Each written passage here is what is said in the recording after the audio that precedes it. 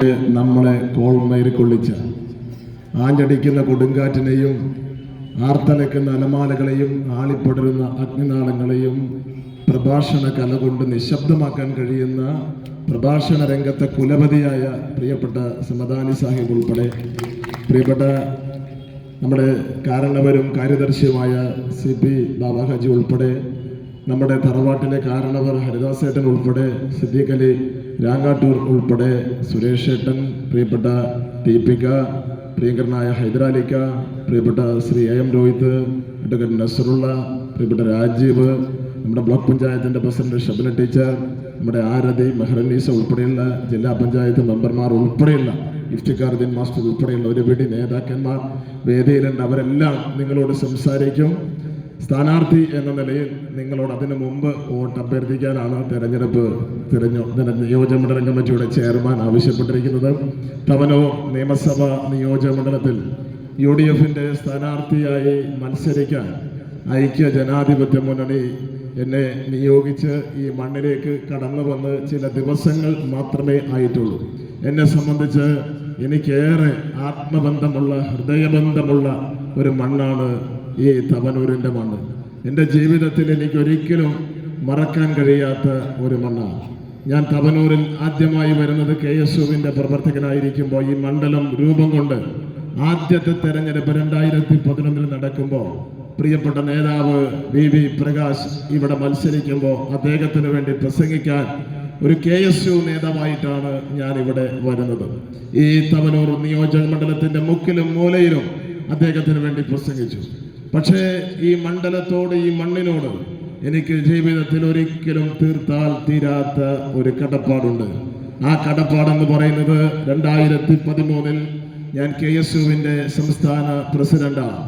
അന്ന് ശ്രീ AM രോഹിത് KSUവിൻ്റെ സംസ്ഥാന vice പ്രസിഡന്റാണ്. ഞങ്ങൾ തിരുവനന്തപുരത്ത് നിന്ന് KSUവിൻ്റെ സംസ്ഥാന കമ്മിറ്റി യോഗം കഴിഞ്ഞ് അർദ്ധരാത്രി കാറുമായി ഞാൻ നിലമ്പൂരിലേക്ക് ഇതുവഴി രോഹിത്തിനെ വീട്ടിൽ കൊണ്ടുവിട്ട് നിലമ്പൂരിലേക്ക് പോകാനുള്ള യാത്രയിലാണ്.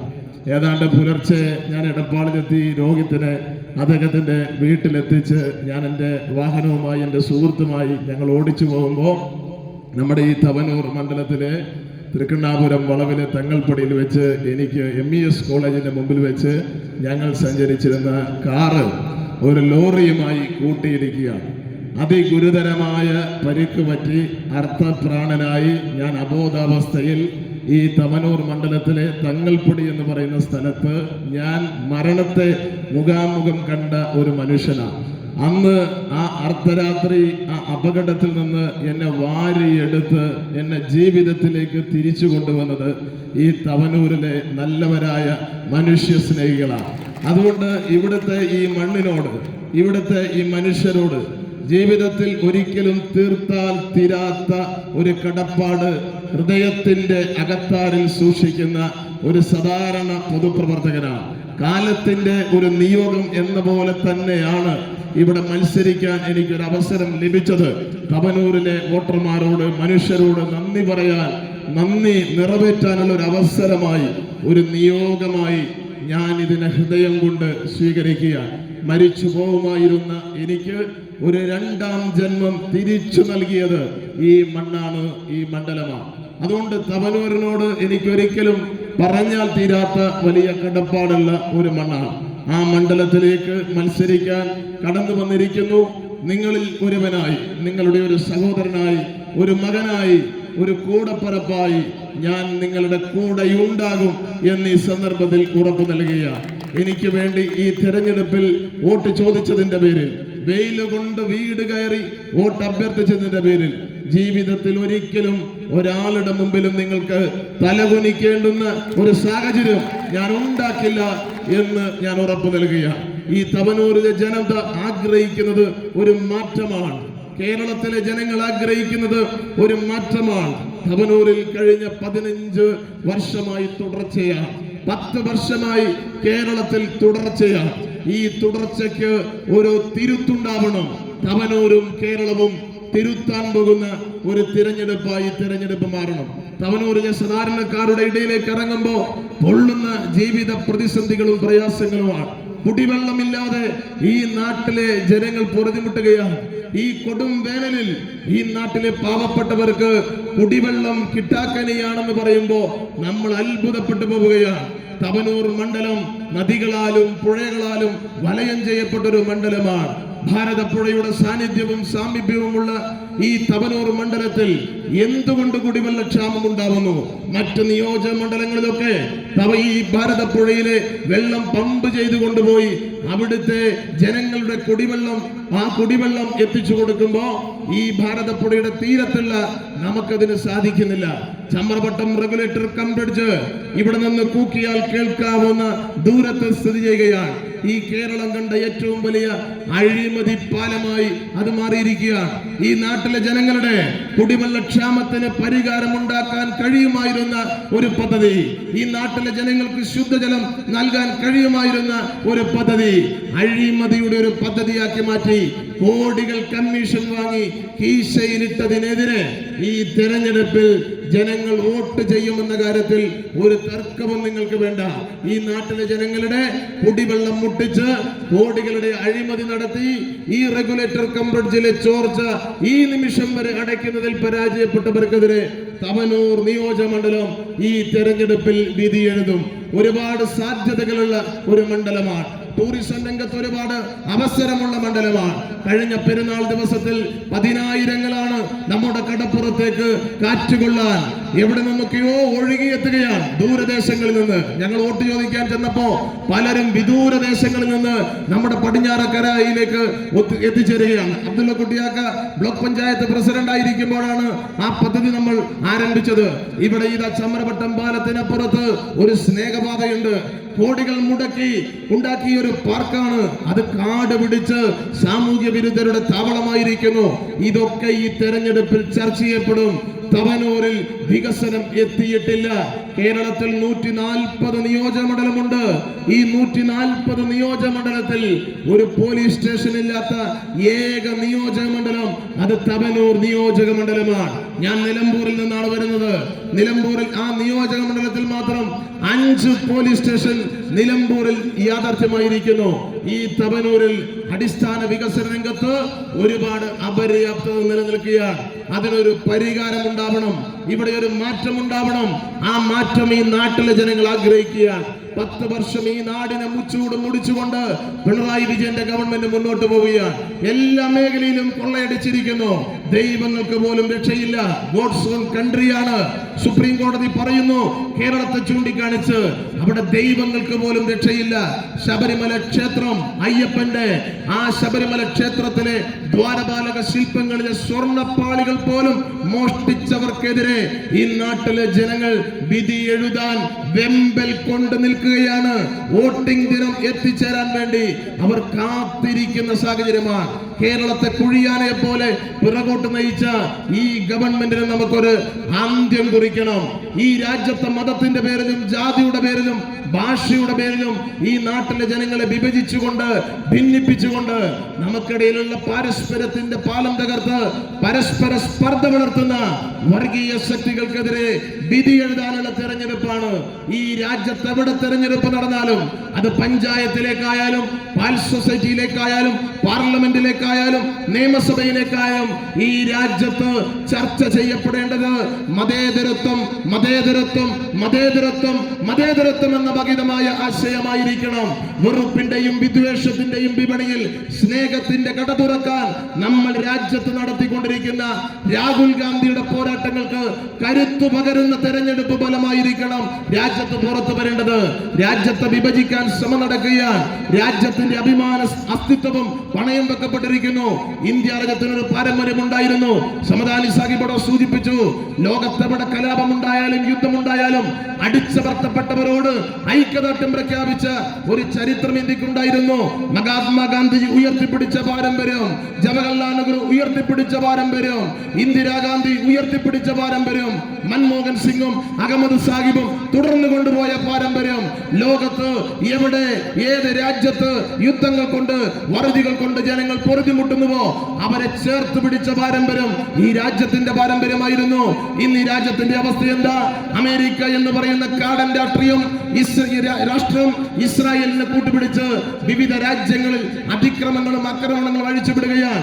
ഇറാനിൽ പിഞ്ചു കുഞ്ഞുങ്ങൾ മുതൽ പരമോന്നത മതമേലധ്യക്ഷൻ വരെ കൊല്ലപ്പെടുകയാണ്. ഗസയിൽ പാവപ്പെട്ട പിഞ്ചു കുഞ്ഞുങ്ങളെ ബോംബിട്ട് കൊല്ലുകയാണ്. നൈജീരിയയിൽ അക്രമം അഴിച്ചുവിടുകയാണ്. വെനിസ്വേലയുടെ പ്രസിഡന്റിനെ അറസ്റ്റ് ചെയ്ത് അമേരിക്ക കൊണ്ടുപോവുകയാണ്.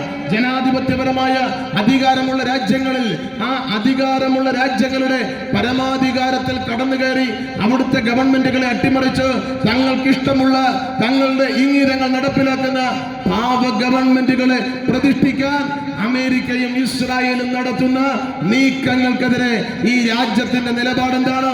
ജവഹർലാൽ നെഹ്റു സോവിയറ്റ് യൂണിയനും അമേരിക്കയും ഉൾപ്പെടെയുള്ള മുതലാളിത്ത സോഷ്യലിസ്റ്റ് ചേരികൾക്കെതിരെ, ശാക്തിക ചേരികൾക്കെതിരെ മൂന്നല്ലാക രാജ്യങ്ങളെ ചേർത്ത് പിടിച്ചുകൊണ്ട് ചേരിചേരാ നയത്തിന് രൂപം കൊടുത്തു.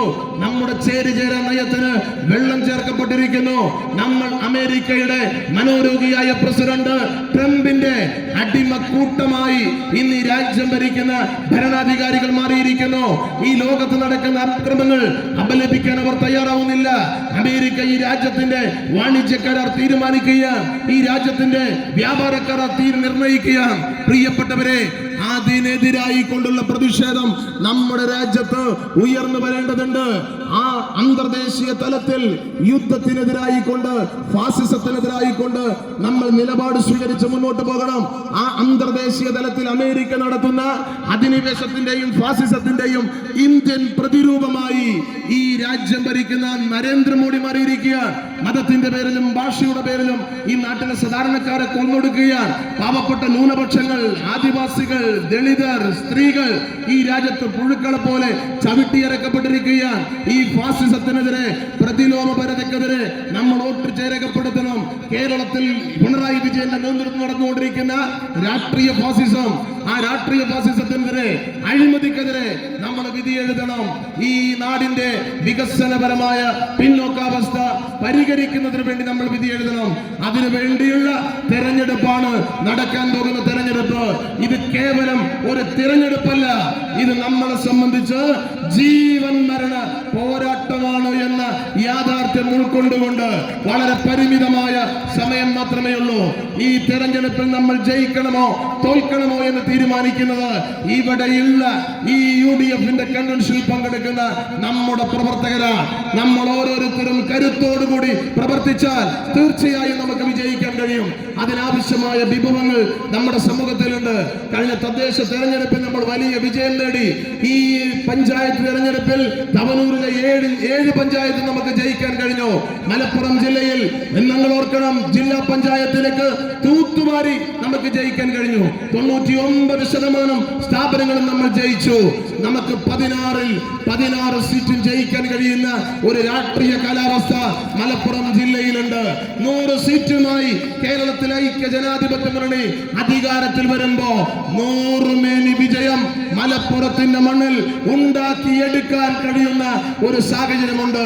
ഈ തെരഞ്ഞെടുപ്പിന്റെ അനുകൂലമായ രാഷ്ട്രീയ സാഹചര്യം മുതലാക്കി പരമാവധി തെരഞ്ഞെടുപ്പ് മിഷണറി ചലിപ്പിച്ച് നമ്മുടെ തിരഞ്ഞെടുപ്പ് പോരാട്ടങ്ങൾക്ക് നേതൃത്വം കൊടുക്കുന്ന, അതിന്റെ പ്രവർത്തനങ്ങൾക്ക് തുടക്കം കുറിക്കുന്ന ഒരു നിമിഷമാണ്. വളരെ കുറഞ്ഞ ദിവസം കൊണ്ടാണ് ഈ കൺവെൻഷൻ സംഘടിപ്പിച്ചത്. വേദിയിലിരിക്കുന്ന UDFന്റെ കരുത്തരായ നേതാക്കന്മാർ, സദസ്സിലിരിക്കുന്ന കർമ്മധീരരായ പ്രവർത്തകന്മാർ, നിങ്ങൾ കൈകൾ കോർത്തു വെച്ച് കഴിഞ്ഞാൽ കഴിഞ്ഞ തദ്ദേശ തെരഞ്ഞെടുപ്പിൽ 7 പഞ്ചായത്തും തിരിച്ചു പിടിച്ചതുപോലെ കഴിഞ്ഞ 15 വർഷക്കാലത്തെ പരാജയത്തെ പഴങ്കഥയാക്കി നമുക്ക് ഈ നാടിന്റെ തലവര തിരുത്തി കുറിക്കാൻ, തവനൂർ തിരിച്ചു പിടിക്കാൻ നമുക്ക് സാധിക്കും. ആ പോരാട്ടത്തിന് നമ്മൾ തുടക്കം കുറിക്കുകയാണ്. ഇവിടെ ഇരിക്കുന്ന ഓരോരുത്തരും സ്ഥാനാർത്ഥിയായി, ഓരോരുത്തരും ഒരു പ്രസ്ഥാനമായി കത്തിപ്പടർന്ന് നമുക്ക് കത്തി ജ്വലിച്ച് ജനങ്ങൾക്കിടയിലേക്ക് കടന്നു ചെല്ലാൻ കഴിയുന്ന ഒരു സാഹചര്യം നിങ്ങൾ ഉണ്ടാക്കണം എന്ന് നിങ്ങളെ ഉണർത്തിക്കൊണ്ട് നിങ്ങൾ അത് ചെയ്യും നിങ്ങളോടൊപ്പം ആ യാത്രയിൽ ഒരു സാധാരണ പ്രവർത്തകനായി, സഹോദരനായി, മകനായി, കൂടപ്പിറപ്പായി ഞാൻ ഉണ്ടാകും എന്ന് ഉറപ്പു നൽകിക്കൊണ്ട് ഐക്യ ജനാധിപത്യ മുന്നണിയുടെ സ്ഥാനാർത്ഥി എന്ന നിലയിൽ നിങ്ങളുടെ എല്ലാ പ്രയാസങ്ങളിലും, പ്രശ്നങ്ങളിലും, വേദനകളിലും, വിഷമങ്ങളിലും ഒരു കൂടപ്പിറപ്പായി നിങ്ങളെ ചേർത്ത് പിടിക്കാൻ ഞാൻ ഉണ്ടാകും എന്ന് ഉറപ്പു നൽകിക്കൊണ്ട് ഈ തെരഞ്ഞെടുപ്പ് യുദ്ധത്തിൽ, മഹായുദ്ധത്തിൽ നമുക്ക് ജയിച്ചേ മതിയാകൂ. അതിനുവേണ്ടിയുള്ള പ്രവർത്തനങ്ങൾക്ക് നിങ്ങൾ നേതൃത്വം നൽകണമെന്ന് വളരെ വിനയത്തോടെ താഴ്മയായി അഭ്യർത്ഥിച്ചുകൊണ്ട് കൈപ്പത്തി അടയാളത്തിൽ നിങ്ങളുടെ കലപ്പെട്ട വിലപ്പെട്ട വോട്ടുകൾ രേഖപ്പെടുത്തി എന്നെ വിജയിപ്പിക്കുന്നതോടൊപ്പം തന്നെ ഈ നാട്ടിലെ മുഴുവൻ മനുഷ്യബന്ധങ്ങളും, നിങ്ങളുടെ രാഷ്ട്രീയ സൗഹൃദങ്ങളും, നിങ്ങളുടെ സംഘടനാപരമായ മുഴുവൻ ശക്തിയും സമാഹരിച്ച് ഐക്യ ജനാധിപത്യ മുന്നണിയെ വിജയിപ്പിക്കുന്നതിന് വേണ്ടിയുള്ള പ്രവർത്തനങ്ങളിൽ കൈകൾ കോർത്തു വെച്ച്, ഹൃദയങ്ങൾ ചേർത്ത് വെച്ച് ഒരു കൈയായി, ഒരു മെയ്യായി, ഒരു മനമായി നമുക്ക് ഒരുമിച്ച് മുന്നോട്ട് പോവാം എന്ന് മാത്രം സൂചിപ്പിച്ചുകൊണ്ട് ഈ കൺവെൻഷൻ ഒരു മഹാസമ്മേളനമാക്കി, സംഗമമാക്കി മാറ്റിയ നിങ്ങൾ എല്ലാവരെയും ഹൃദയത്തോട് ചേർത്ത് അഭിവാദ്യം ചെയ്തുകൊണ്ട് ഞാൻ അവസാനിപ്പിക്കും.